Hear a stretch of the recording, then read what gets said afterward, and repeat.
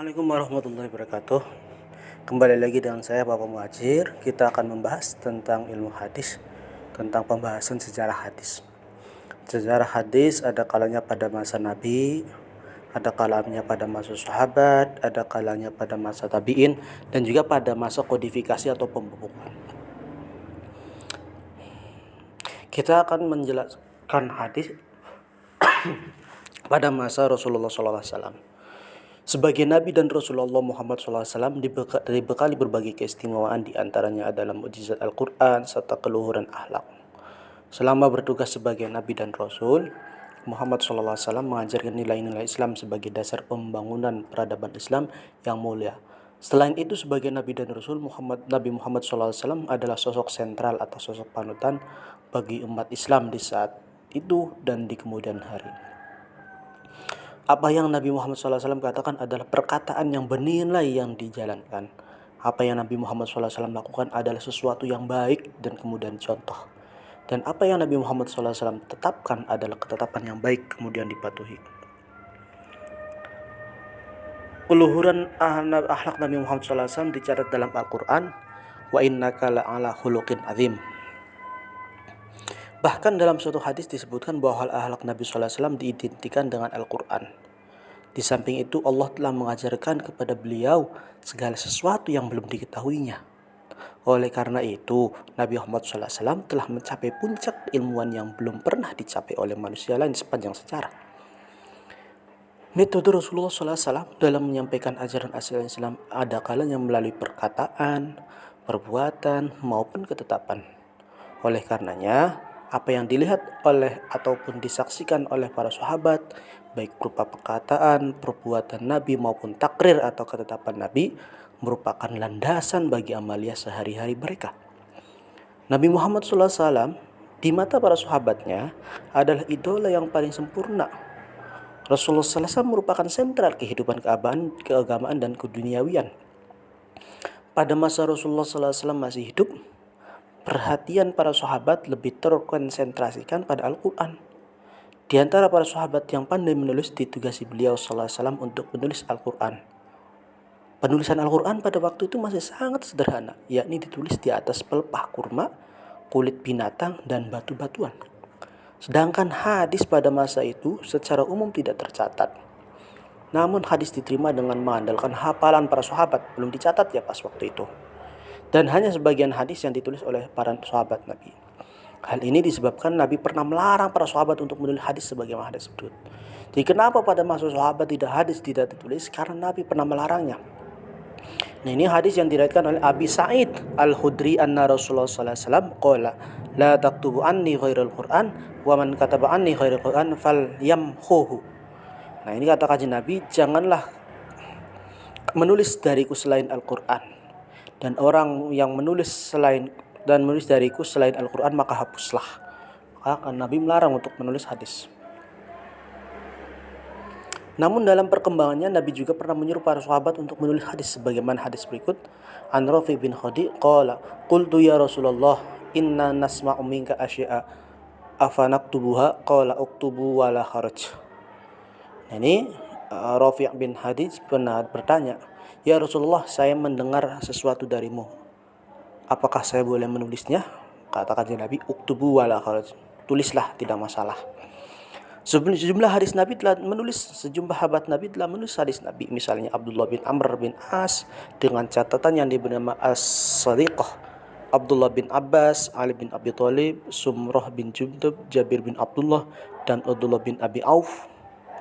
Walaupun demikian, tidaklah berarti bahwa seluruh hadis telah terhimpun dalam catatan para sahabat tersebut. Catatan hadis tersebut di samping sebagai dokumen bahwa pada masa Nabi telah terjadi aktivitas penulisan hadis, juga dapat digunakan sebagai sarana periwayatan hadis secara tertulis. Meskipun jarang, periwayatan hadis secara tertulis pada masa ini juga pernah dilakukan.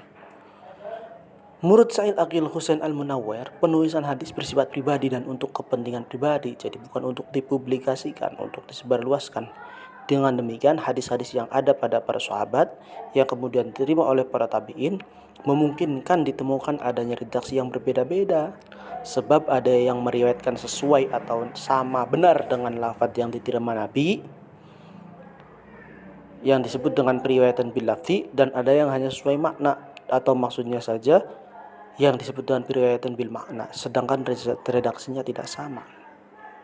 Dengan demikian, hadis Nabi yang berkembang pada zaman Nabi lebih banyak berlangsung secara hafalan ketimbang secara tulisan. Jadi banyaknya itu hafalan, bukan tulisan, meskipun ada sebagian yang tulis. Penyebabnya adalah Nabi sendiri melarang para sahabat untuk menulis hadisnya. Karena memang kenapa? Karena Nabi melarang. Seperti yang hadis yang keterangan yang sudah di atas tadi. Di samping orang-orang Arab sangat kuat hafalannya dan suka menghafal, dan ada kekhawatiran bercampur dengan Al-Quran. Meskipun di sini ada kekhawatiran bercampur dengan Al-Quran, nanti di mana hadis mana Al-Quran. Dengan kenyataan ini secara sangat logis sekali bahwa tidak seluruh hadis Nabi terdokumentasi atau tercatat pada zaman Nabi secara keseluruhan. Metode penyampaian hadis pada Rasulullah SAW. Nah, Kanjeng Nabi menyampaikan hadisnya itu, perhatian para sahabat Rasulullah SAW yang begitu besar terhadap Al-Quran tidak membuat mereka surut dalam memperhatikan keberatan hadis atau ucapan Nabi. Karena kecintaan mereka terhadap Al-Quran sama besar dengan kecintaan terhadap Rasulullah SAW, maka mereka pun berlomba-lomba melestarikan hadis Nabi. Berikut beberapa metode penyampaian hadis yang disampaikan oleh Rasulullah SAW kepada para sahabatnya. Yang pertama, hadis disampaikan melalui majelis ilmu atau pengajian-pengajian. Para sahabat selalu mendatangi pengajian-pengajian yang disampaikan oleh Rasulullah SAW, selalu menyediakan waktu bagi para sahabat untuk menyampaikan berbagai ajaran agama Islam.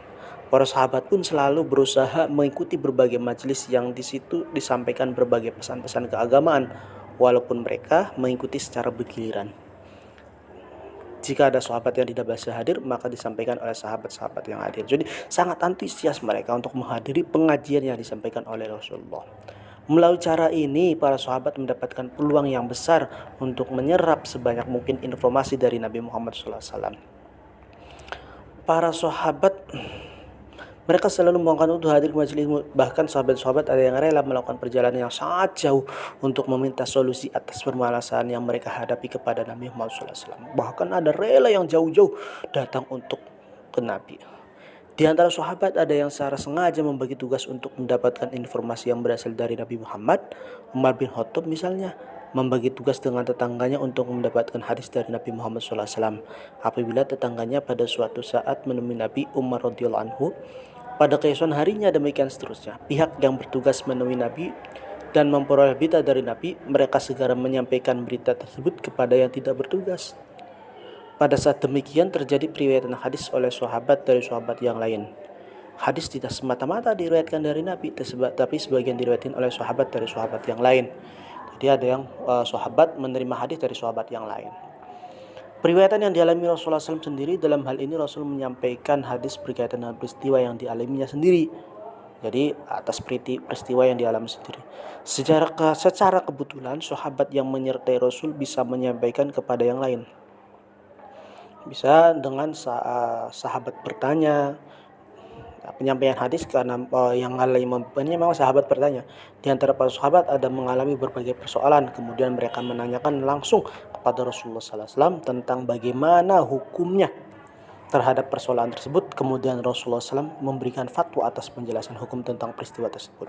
Ya memang ada yang tanya, terus Kanjeng Nabi menjawab. Sahabat menyaksikan langsung. Kadang-kadang ada juga sahabat yang melihat secara langsung Rasulullah SAW melakukan satu perbuatan. Nah ini berarti hadis fi'li. Hal ini berkaitan dengan ibadah seperti sholat, zakat, puasa, dan ibadah haji, serta ibadah-ibadah lainnya. Para sahabat yang menyaksikan hal tersebut segera menyampaikan untuk sahabat yang lain atau generasi sesudahnya. Di antara yaitu peristiwa yang terjadi antara Rasulullah SAW dan malaikat Jibril mengenai masalah iman, Islam, ihsan, dan tanda-tanda hari kiamat. Jadi menyaksikan secara langsung. Dengan metode selanjutnya itu dengan cara ceramah atau pidato di tempat umum. Melalui ceramah atau pidato di tempat yang terbuka, sebagaimana ketika khutbah pada Haji Wada pada saat menunaikan haji pada tahun 10 Hijriah. Nabi menyampaikan khutbah yang sangat bersejarah di hadapan ribuan kaum muslimin yang menunaikan ibadah haji. Isi khutbah beliau banyak terkait dengan bidang muamalah, siyasah, jinayah, dan hak asasi manusia. Jadi kesimpulannya, penyampaian hadis pada masa Kanjeng Nabi, metodenya itu melalui majelis ilmi atau pengajian, peristiwa yang dialami Rasulullah sendiri, Rasulullah mengalami terus Nabi menyampaikan, terus ada dengan cara sahabat bertanya, dengan sahabat menyaksikan langsung, dengan ceramah atau pidato di tempat umum. Ya, mungkin itu saja yang bisa saya sampaikan. Wassalamualaikum warahmatullahi wabarakatuh.